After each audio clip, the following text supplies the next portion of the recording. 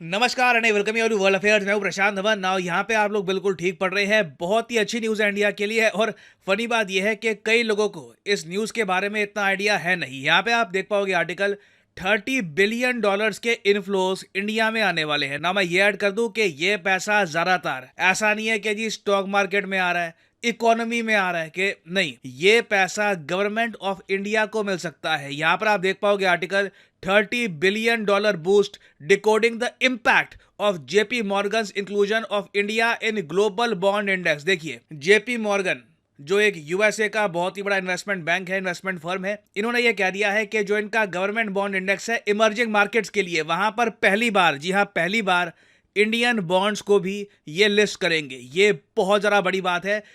इस टॉपिक के बारे में ना कि ये होगा, इवेंचुअली ये होगा, ये 30 बिलियन डॉलर की जो ये आप कह लीजिए इन्फ्लोज इंडिया के पास आएंगे, इसके बारे में मैंने आपको संकेत दे दिया था एक बहुत ही पुरानी वीडियो में। 1 साल पहले मैंने ये वीडियो बनाई थी कि रशिया के लॉस की वजह से इंडिया को रशिया की जगह मिल जाएगी और ये बिलियंस ऑफ डॉलर्स इंडिया के पास आ जाएंगे। और मैं देख रहा था कि इस 1 साल पुरानी वीडियो में भी ना लोगों ने कमेंट करनी स्टार्ट कर दी थी कि हो गया सर, इंडिया फाइनली इंक्लूडेड। सही हो, आप लोग अच्छे से फॉलो करते हो, अच्छी बात है कि 1 साल पहली जो वीडियोस थी वो भी आप सबको यहाँ पर याद है। तो डिस्कस करते हैं इस टॉपिक को। इसका मतलब क्या है कि ये बॉन्ड इंडेक्स में डाल दिया इंडिया को, तो इससे हमको बेनिफिट होगा क्या? काफ़ी कुछ यहाँ पे आपको जानने को मिलेगा। मगर आगे बढ़ने से पहले आपसे एक क्वेश्चन पूछूंगा कि हाल ही में गल्फ ऑफ कंबाट जो कोस्ट है गुजरात का, वहां पर इनमें से कौन सा रेयर मेटल हमको मिला है? ये है यहाँ पे आपकी ऑप्शन: लिथियम, वेनेडियम, कोबाल्ट या फिर गोल्ड। कमेंट सेक्शन में करिए उत्तर, सही आंसर आपको मिलेगा वीडियो के एंड में। अच्छा देखिए, सबसे पहले तो एक बात यहाँ पर समझ लो कि जो ये हमको दिख रहे हैं ना आर्टिकल, ऐसा नहीं है कि 30 बिलियन डॉलर्स इंडिया को पकड़ाए जाएंगे। याद रखिएगा, दुनिया में ना there is no free lunch. अगर आपको कोई देश कह रहा है ना कि ये पैसा फ्री में ले लो, कि 10 बिलियन, 5 बिलियन, जैसे पाकिस्तान को हम देखते हैं कि काफ़ी बार चाइना फ्री में दे देता है, तो उसके बदले में आपसे फिर काम निकाला जाएगा। कोई भी पैसा, कोई भी पेमेंट दुनिया में फ्री की नहीं होती। कहीं ना कहीं आपको उसकी कीमत चुकानी पड़ती है। और ये जो 30 बिलियन डॉलर है ना, ये इंडिया को ऐसा नहीं है कि गिफ्ट में मिलेंगे। ये समझ लो, ये जो 30 बिलियन डॉलर्स हैं, इसका इंडिया को उधार मिलेगा। हम खुशियां इस बात की मना रहे हैं कि हमको उधार मिलने वाला है। अब यहाँ पे आप कहोगे उधार तो खराब चीज़ होती है, मतलब कि ब्याज देना पड़ेगा। वैसे ही इंडिया पे जो ओवरऑल डेट है ये राइज कर रहा है, तो इस बात की क्या खुशी है? यहाँ पे हम इसको बूस्ट क्यों कह रहे हैं? देखिए, दुनिया में जो सबसे ताकतवर देश है उनको आप देखो तो उनका जो डेट है ना, ये ट्रिलियंस ऑफ डॉलर्स में आपको मिलेगा। यूएसए के डेट के बारे में हम खूब बात करते हैं जी कि 24 ट्रिलियन का डेट कैसे ये संभालेंगे। यूके, फ्रांस, जर्मनी का जो डेट है वो भी कम नहीं है। जितनी इंडिया की जो नॉमिनल जीडीपी नहीं है ना, उससे ज्यादा का तो ये डेट ओढ़ के बैठे हैं। यहाँ पे आप देख पाओगे यूके का जो डेट है ये 8 ट्रिलियन के ऊपर, फ्रांस का डेट 9 ट्रिलियन के ऊपर, फिर नीचे जापान का भी कम नहीं है, चाइना का भी डेट इतना ज़रा है।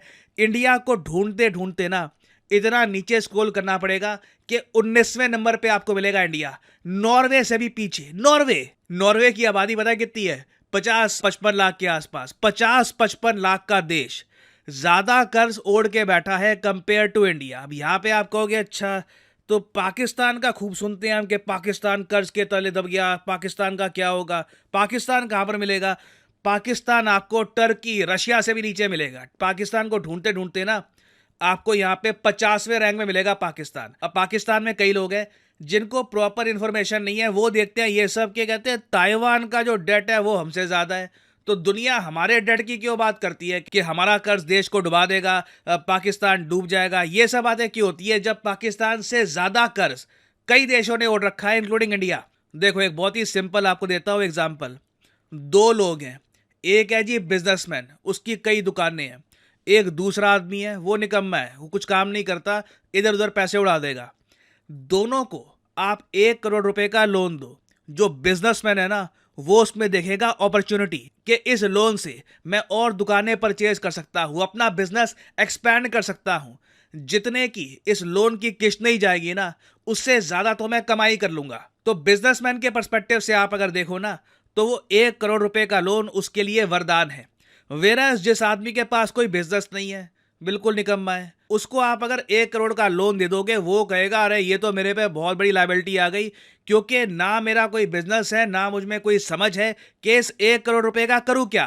वो मोस्ट प्रॉब्ली इस पैसे को इधर उधर खर्च देगा। अगर मान लो एक कंट्री के पर्सपेक्टिव से बात करें, करप्शन हो जाएगा, ठीक है, गलत तरीके से वो पैसा खर्चा जाएगा, कहीं से उस पैसे की कुछ इंडस्ट्री सेटअप नहीं करी जाएगी, और इवेंचुअली जहां पर एक तरफ बिजनेसमैन एंजॉय करेगा, वो दूसरा आदमी सफर कर रहा होगा। तो इंडिया और पाकिस्तान की स्टोरी यहां पर यही है। हमें अगर लोन मिलता है ना आज के समय, तो इंडिया की ग्रोथ रेट इतनी ज़्यादा है, इंडस्ट्री इतनी ज़्यादा है, हम सड़कों में इन्वेस्ट करेंगे, हम इंफ्रास्ट्रक्चर में इन्वेस्ट करेंगे। हमें पता है कि एक बार ये पैसा भारत में आ गया, भारत में निवेश हो गया, उसके बाद इंफ्रास्ट्रक्चर को देखकर बहुत सारी कंपनीज भारत में आएंगी, भारत में निवेश करेगी, भारत में कमाई करेगी, और उसके बाद इंडियन गवर्नमेंट को मिलेगा टैक्स। तो ये जो सारा पैसा है $30 बिलियन, इससे इंडिया जेन्युइनली कमाई कर सकता है, अपनी इकोनॉमी को एक्सपैंड कर सकता है। और देखो, उधार लेने के भी तरीके होते हैं। आप उधार ले लो वर्ल्ड बैंक से या फिर किसी कंट्री से उधार ले लो, वो सबसे खराब होता है। मगर सबसे बढ़िया टाइप का उधार होता है बॉन्ड्स का। दुनिया में बहुत सारे अमीर लोग हैं, मिलेनियर हैं, कई लोग हैं उनके पास पड़े हैं $50 मिलियन, $100 मिलियन, $500 मिलियन, कई बिलियनर्स भी बैठे हैं। उनको निवेश करने का कहीं पर मौका चाहिए, उनको सुरक्षित एक जरिया चाहिए कि लगातार मुझे रिटर्न्स मिलते रहे और मेरे पैसे भी ना डूबे। और गवर्नमेंट्स को काफी बार चाहिए होता है पैसा, तो गवर्नमेंट्स काफी बार इन अमीर लोगों को यह कहती है कि आप लोग हमको $10 मिलियन, 50 मिलियन या जितनी भी जरूरत है उस गवर्नमेंट की, वो आप हमको दो। हम आपको हर साल जितना भी यहाँ पर यील्ड बनता है, 6%, 7%, ये हम आपको देंगे, और 10 साल बाद आपको आपका पैसा भी वापस मिल जाएगा। बेसिकली यहाँ पर सरकार कहती है हमारे साथ एफडी करा लो। इसको हम वैसे एफडी कहते नहीं है, इसको हम बॉन्ड कहते हैं, बट सिंपल एक्सप्लेनेशन के लिए आपको बता रहा हूं। नाउ इंडिया के जो ग्लोबल बॉन्ड्स है जो भारत सरकार इशू करती है, उसे एक बड़ा मंच चाहिए था। जैसे फॉर एग्जांपल एक बिजनेसमैन है, वो टी शर्ट बनाता है बहुत अच्छी, मगर उसको ना अपनी टी शर्ट बेचने के लिए एक मंच चाहिए। मंच क्या हो सकता है? एक मॉल, शहर के बीचों बीच एक बड़ा मॉल जहां पर लोग आते हैं टी शर्ट्स ढूंढने के लिए। वहां पर वो बिजनेसमैन अपनी जो टी शर्ट्स है ज्यादा अच्छे रेट पर बेच पाएगा। सही कह रहा हूं ना मैं यहाँ पर? अगर गुमनाम सी जगह पे उसकी दुकान है, कौन वहां पर जाके उसकी टी शर्ट्स लेगा? तो सिमिलरली जो ये जेपी मॉर्गन का गवर्नमेंट बॉन्ड इंडेक्स है ना, इमर्जिंग मार्केट का, ये इसको आप एक मॉल समझ लो। जेपी मॉर्गन बड़ा नाम है, इनका एक बड़ा मॉल है, और यहां पे ये लोग इस इंडेक्स के अंडर बॉन्ड्स बेचते हैं दुनिया भर के देशों के, चाइना के, साउथ अफ्रीका के, पोलैंड के, कई कंट्रीज के। तो अब इस मॉल में, अब इस इंडेक्स में इन्होंने इंडियन बॉन्ड्स को भी शामिल करना शुरू कर दिया है। इसका मतलब यह है कि कल को कोई निवेशक आता है, जेपी मॉर्गन पैसे इन्वेस्ट करने हैं, बताओ यार क्या ऑप्शन है? तो जेपी मॉर्गन कहेगा अच्छा देखो बहुत सारे बॉन्ड्स हैं हमारे पास, ये चाइना का बॉन्ड है, इसमें कर सकते हो। अभी अभी रिसेंटली इंडिया का बॉन्ड आया है, आप चाहो तो इंडिया की सरकार को पैसा उधार दे दो, हर साल आपको ये रिटर्न मिलते रहेंगे, और हमारे इंडेक्स में है तो हम मानते हैं कि सेफ बॉन्ड है, पैसे नहीं डूबेंगे आपके।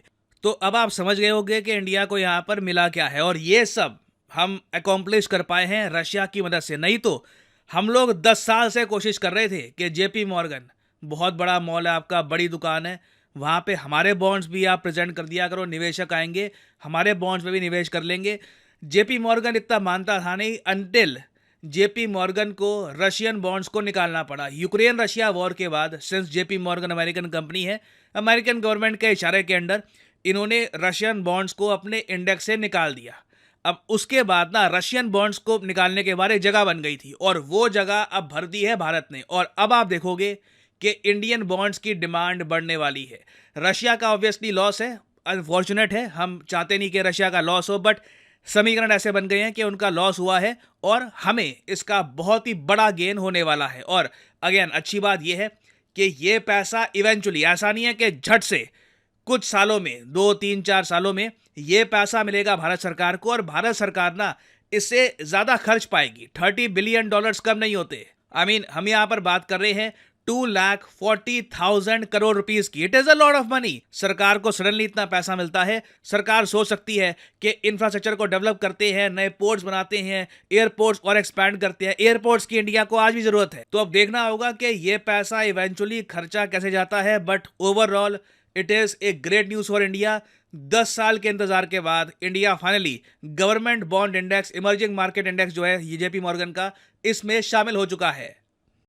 तो उम्मीद करता हूं कि यहाँ पे आपको समझ में आ गया होगा कि हुआ क्या है। और फाइनली वापस आते हैं क्वेश्चन की तरफ कि कौन सा रेयर मेटल हाल ही में गुजरात के कोस्ट पे मिला है। तो सही उत्तर है वैनेडियम। यहाँ पे आप देख पाओगे रेयर मेटल वैनेडियम की for batteries discovered in India's Gujarat. याद रखिएगा, it is very important for exam perspective. और अनअकैडमी के प्लेटफॉर्म पर मेरी कुछ एक्स्ट्रा क्लासेस भी हैं, आप देखना चाहें देख सकते हैं। ये यहाँ पे आपको डिस्क्रिप्शन में उसका लिंक मिल जाएगा। यहाँ पे PD10 कोड यूज़ करके जो क्लासेस हैं ये आप देख सकते हैं। कई टॉपिक्स होते हैं जिन पर मैं चैनल पे वीडियो नहीं बना पाता, तो वो यहाँ पे आपको मिल जाया करेगा। So enjoy these classes. Thank you. Thanks for listening and as always may the gods watch over.